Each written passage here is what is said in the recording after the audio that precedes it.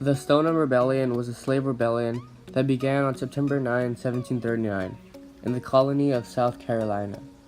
It was the largest slave uprising in the British mainland colony, with 42 to 47 whites killed and 48 blacks killed.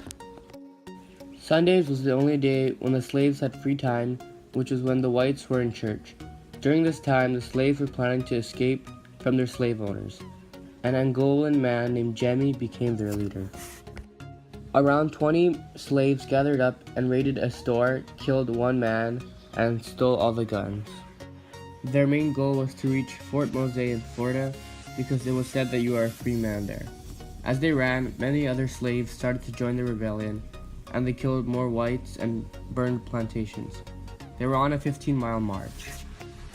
Their energy started to run out because they had been running for a long time without any food or water, and they started to turn really slow. The white people then found them, surrounded them, and shot them all. It's possible that if the blacks could run for about 1 to 2 more days without losing energy, they could possibly make it to Fort Mose in Florida. The social effect was that 42 to 47 whites were killed and 48 black people were killed. The economic effect was that the black people burned plantations and the slaves that were murdered costed money. The political effect was that the whites made a new harsh slave code which restricted the movements of blacks and regulated almost every aspect of their lives. The slave code was there until 1850.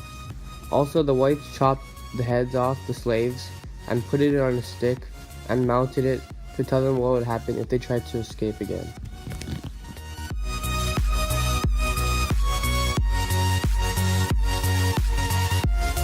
The Stoner Rebellion changed the face of slavery in Carolina.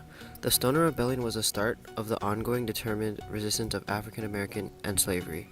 If it didn't happen, then slaves wouldn't be as motivated to fight back against the whites and actually have some confidence in themselves.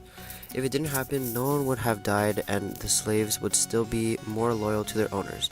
It is possible that slavery would exist longer if there was no rebellion.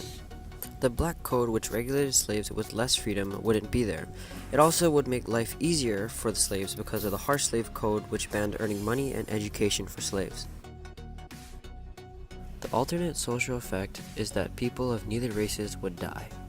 The alternate economic effect is that none of the plantations would have been burnt down, no slaves would have died, and no guns were stolen, which would mean no money loss. The alternate political effect is that the harsh slave code created by the whites would be gone.